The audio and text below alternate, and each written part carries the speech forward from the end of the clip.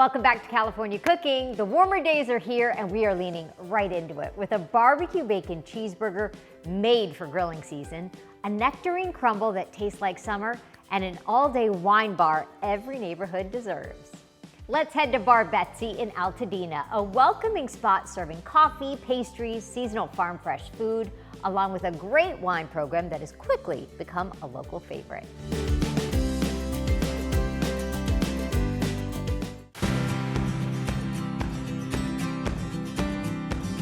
I'm Tyler Wells, this is Bar Betsy. Bar Betsy is sort of the little sister restaurant to Betsy Restaurant, which is 2 doors over. And so this is an all-day cafe, kind of my interpretation or my dream of the European idea. Just an all-day place where you can have a coffee, a glass of wine, a snack, a pastry. And in Europe, you go to a place and there's one guy there all day, and I'm that guy, but we also have a wonderful staff. I think particularly in Altadena, people are craving a place to go, a place to be. It's just a little home base. It's a place you can almost like check in, like, well, I'll just go grab a coffee. And we have people we see sometimes 4 times a day, and it's just an absolute dream. So Betsy's our restaurant 2 doors over, and it's just intended to be a really lovely little neighborhood restaurant. You know, we opened a month before the fires and had a wonderful month, and a lot of turmoil, a lot of confusion, and we reopened about 6 months ago. Little intimate dining room, it seats about 40 people, and it's just a lovely little energetic, vibrant neighborhood restaurant up on the hill here. This is without question the greatest community I've ever known in my life. I thought when we reopened the restaurant after the fires, we'd get a few people here and there, and likely it wouldn't work. And the outpouring of support from the whole city, but primarily the community, Altadena, Pasadena, I'm so humbled. I knew this was the greatest town anywhere. I've only ever wanted to live here since I've been in LA, but I had no idea until I saw the resilience of the community and just felt the support and the love, and it's such a magical place. The short story is we had just opened the restaurant. I had just moved into a new house on January 2nd. That house burned down. I had to close the restaurant. You know, my life went from pretty normal to just completely untethered. I was just so lost and just sort of sent me reeling. And what I'm realizing this much time later is that it really gave me an opportunity to make only intentional decisions. And so I tried to leave LA, I tried to move and try to figure out what I really wanted to do.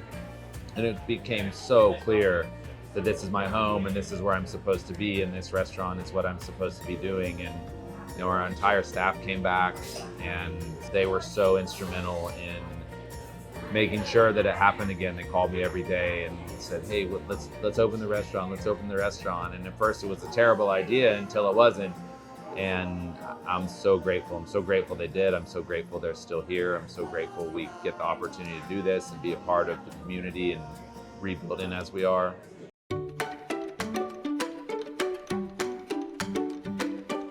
So Betsy was my mom. She passed away 19 years this year, and just couldn't have had a more supportive mother. I was not a great student. I was a skateboarder. I was a kind of a punk. I had dumb haircuts, and she just always believed in me and always knew that everything would be fine. All my crazy ideas, she just supported it. And she didn't quite get to see this happen, but I think she knew. I think she knew it was gonna be all right.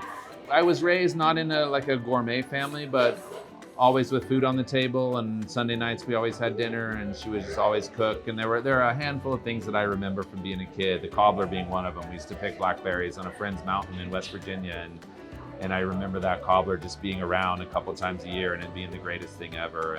But I think I really got the appreciation for food as a place to gather and a way to be together, which is still what it is for me. I think everything in my life had been building to this moment. I went to culinary school years and years ago, and I cooked for a little bit and I stopped cooking and did 100 other things, but I'm realizing that everything I've done has been driving towards hospitality and a hospitable approach to everything I've done. All those things made me happy because you could create something for someone, and I realized that I love food, I'm passionate about agriculture, and I just absolutely love people. And so it's just the natural intersection of all those things.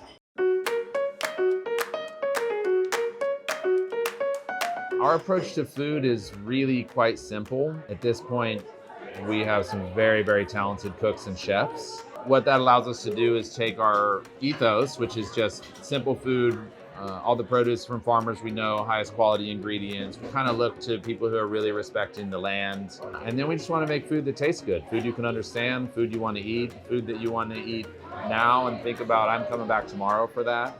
We always say it's food you can cook at home, but a little bit better. There had been a nursery behind the hardware store which burned down, and it's a little elevated kind of 3,500 square foot plot, and I called the owners of the hardware store and asked if we could take it over, we'd clean it up and turn it into a raised bed garden until the hardware store is back. So been working up there afternoons and evenings and free time.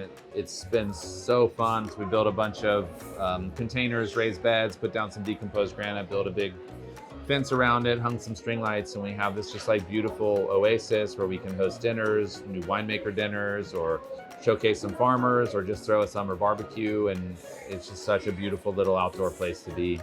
The garden's coming, so we can pick some herbs right now. We've got a lot of tomato plants going. We've got a lot of peppers. It's kind of a little salsa garden, if you will. So it's the things we use a ton of that we can actually get some yield from. So some specialty herbs, a bunch of different chilies. The menu here is designed to be just kind of daytime cafe fare. Really simple, healthy, light food that feels good to eat. So loads of vegetables. It's not a huge kitchen. It's not a real commercial kitchen. So we have to be really thoughtful and considerate. We bake everything in-house. No particular order. These are some pecan sticky buns that we make in-house every day, which I'm surprised people aren't trying to buy these off the table right now. They will.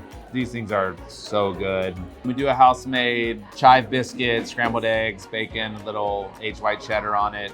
This is local carrots roasted with some sauce romesco and some tahini and a few herbs and flowers from the garden. This is beets in blackberry vinaigrette, a little bit of frisee, and we do a little humble fog cheese on there and some pistachios. This is my dish. I just have been asking for this since we opened, and it finally has arrived. So this is house cured and smoked salmon, cream cheese on, we make a rye bread with rye berries from our friends at the Tehachapi Grain Project. I'm gonna make this just a really simple salad with some seasonals. Right now the tomatoes are coming in, they're so good. This early, I can't believe it. Gaviota strawberries, which are juicy and sweet, taste like the end of summer, even though summer's not even here. It's a little simple vinaigrette, a little burrata, and a couple of herbs from the garden. All right, so we're just gonna make a little simple tomato gaviota strawberry salad. Everything's either from our little garden upstairs or from the market. We're gonna cut some strawberries, just quarter them up a little bit. I'm learning a lot this year about strawberry varietals. I favor gaviotas. They probably are a little more expensive, but the flavor is just like concentrated end of summer, super depth of flavor. And then these beautiful yellow tomatoes. These tend to be the ones right now that taste the best for us. Just gonna lay these out in a little bowl. And just cut these in half. I love a little seasonal salad because it's just improv. You just look at what you have and you think about a little bit of acid, a little bit of sweetness. This burrata, so burrata is just like a mozzarella shell, but it's cream in the middle. So when you break this open, it's just really lovely and lush. And then we'll take a little, so I'm gonna season the bottom part of this a little bit, just some flaky French sea salt, little tiny bit of pepper. Got some wild arugula. We got some mint from the garden. Just give it a little quick chop. We got a little bit of tarragon, same thing. Tarragon for me is, and this was something that Chef Avanti came up with, that is just like such an enhancement to this dish. Cool stuff, like a couple little tomato leaves to get, you get this like not sweetness, but a little depth of the tomato plant on here. And then the true secret to anything, a little bit of acid. We use this incredible white balsamic. And then we get olive oil. Some friends up in Santa Ynez have an organic olive oil farm. Splash of salt. And we got lunch. Thanks for being here. Thanks for coming up the hill. Thanks for sharing your day with us.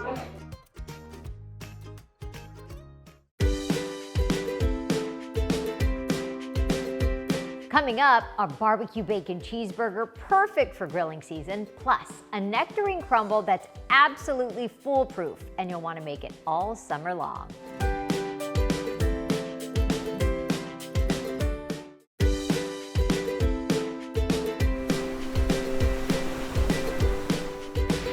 It's burger season, and I'm firing things up with the ultimate barbecue bacon cheeseburger.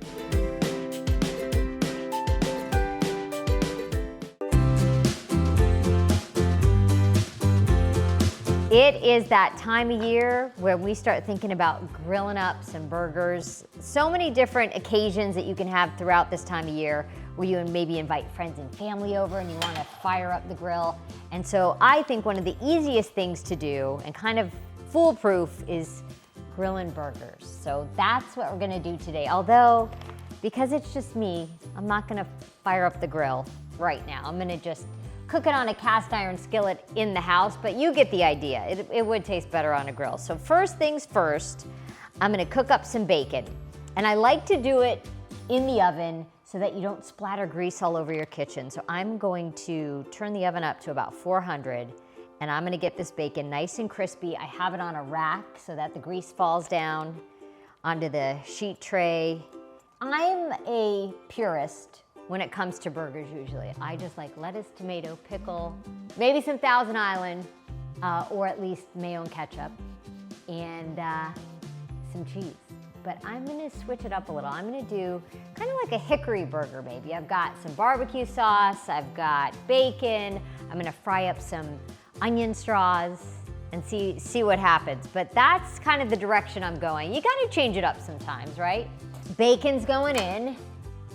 Now on to the beef. So I've got some ground beef, 80-20. You want some fat in your meat so that it's nice and juicy. I'm gonna try 4 burgers, and something I always learned watching Rachel Ray is she would kind of do this, where she would basically make a little bit of an indentation so you knew you were getting about the same size when it came to your beef patty. Kind of like that trick, and I like them pretty thin. I'm not a fan of the thick burger. So I'm gonna try to get as round as I can. And then I've got another sheet tray over here. Sometimes I put it in between 2 pieces of parchment as well, so you don't have to get your hands messy.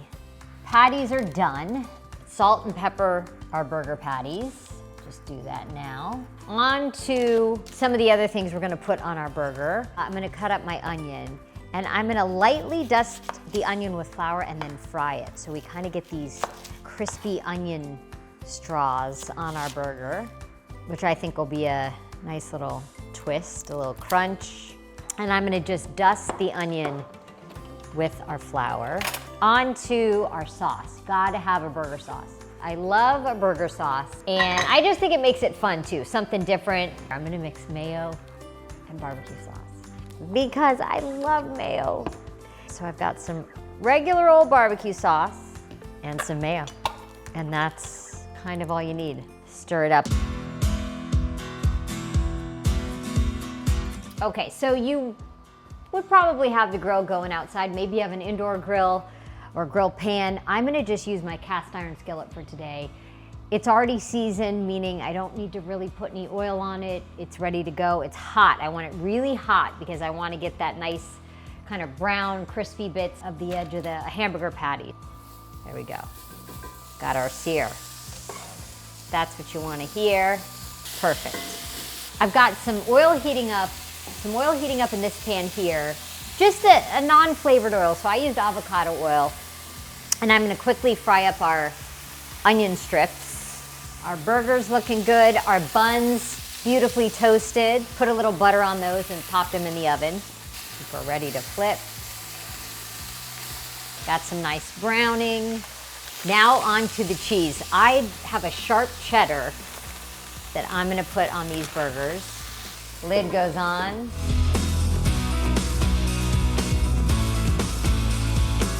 Burgers are done. Look at that. Melty, cheesy. Put these here for now. And then the cheese kind of got crispy around the edges too. Yes. And these will wait for just a second, get all that cheese. That's done. Over to our onions, and we'll drop in a few, get them nice and crisp. Things are happening fast. Let's check in. Okay, bacon's done. Nice and crispy. And no mess, no greasy mess in the kitchen. Got all of our ingredients ready to make our burgers. The onions out of the oil, I just sprinkled them with a touch of salt, and they're crispy and thin. So our crispy onions going into a bowl here. Hit them with a little bit of salt. And this is kind of what I would do if I had friends coming over. where I would just put everything out so it's easy for them to make and customize the burger that they want. And you just have it all out and easy for people to access. On to making our burger. I've got my toasty bun.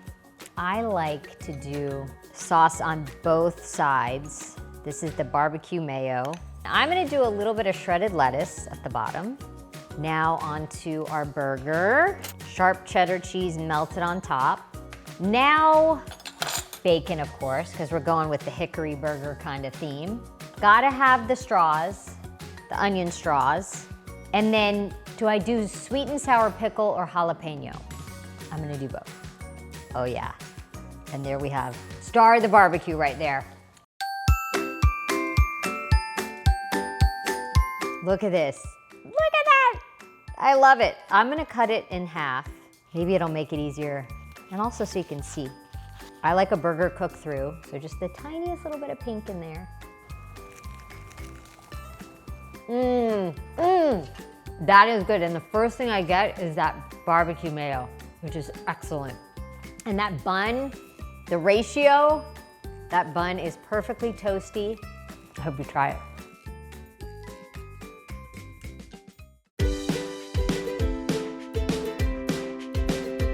Coming up, a nectarine crumble, and yes, everyone gets their own.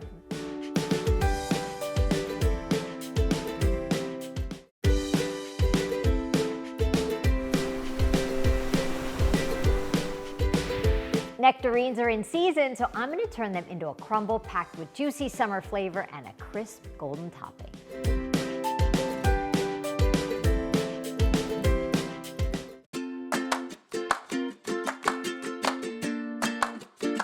I happened to make this dessert last night because we got a big bag of nectarines. Nectarines are my favorite summer fruit. I love a good nectarine, but these were not good nectarines. They were sour, some of them were hard, some of them were mushy. So I thought, let's not let a whole bag of nectarines go to waste and make a nectarine crumble. That's the best thing to do with fruit that's not quite right. If it's not sweet enough or it's overly or underripe, you can just make a crumble out of it. So that's what I did with a little vanilla ice cream on top, and it's very summery and rustic. You really don't even need a recipe. You really kind of just throw things together and it turns out. And the other great thing about it is that I don't put much sugar in mine. I just like to taste the fruit, and then with the ice cream on top, I prefer it not to be too sweet. These are smaller nectarines. I'm gonna cut them into bite-sized pieces. And then I like making them in little ramekins. You could do it in a big kind of pie tin, but I like doing it in those little kind of self-serve ramekins. I think maybe 3, we'll see, 3 nectarines. I'll put my nectarines in the bowl. To flavor those up, they are sour, so I'm gonna add some sugar. Pinch of salt, always in our sweet dishes. Vanilla. This is vanilla paste, so it's a little thicker, but you get the idea. I would do like a tablespoon of vanilla. I happen to like almond extract, although a very little bit. Almond extract is extremely strong. And then some lemon juice, 1/4 of a lemon to thicken up the nectarine mixture when it bakes. I'm gonna add like a teaspoon of cornstarch. So you're gonna stir this up. And now this is where you can taste it. And you go, you know what? I think this needs to be sweeter. I need more vanilla. And you really gauge it that way. I'm gonna butter my ramekins. Not that the fruit would stick, but just in case, the topping and everything. So I'm gonna just take my stick of butter. I'm gonna take my ramekin and just get a little bit of butter all around the edge so that nothing sticks. We'll add our nectarines into our little ramekins. We'll divide that up. And I put it on parchment because this does bubble over. Just be warned, don't put it in the oven without this underneath or you will have a huge mess. To the crumble part. Again, this is kind of a riff on what you like in your crumble. I'm gonna do some oats, I think a 1/2 cup. Some brown sugar, 1/4 cup, maybe even less than that. Some slivered almonds. You could also do pecan and a little pinch of the salt going in there. I like some cinnamon, pinch cinnamon, not too much. I'm gonna do 2 tablespoons of butter, chop it up into little bits, and this is how we kind of work it through to make that crumbly bit. A little bit of flour, and then you gotta go in with the fingers, or maybe a pastry cutter would work as well. And you wanna break the butter up into the flour, into the oats, and create a crumble situation. This is all we do. We just place it on top. And I really like to load it in there. Oven, 375-ish, about 15 minutes, but we'll check it at 15, see where we're at.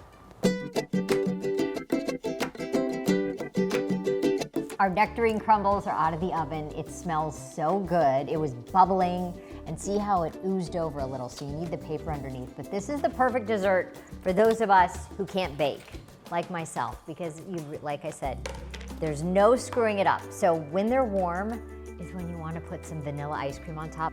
And then I like to keep it out of the freezer for a little bit so it's kind of melty. And just take this cutie and put it on a plate. That is summer right there. My favorite part is when the ice cream gets all melty, and then you've got the crunchy of the crumble and the kind of gooey of the nectarine. That is yummy. You would never know that wasn't a perfect nectarine. For all the recipes featured on today's episode, you can follow us on Instagram at KTLA California Cooking. That does it for us. Thanks for watching. See you next time.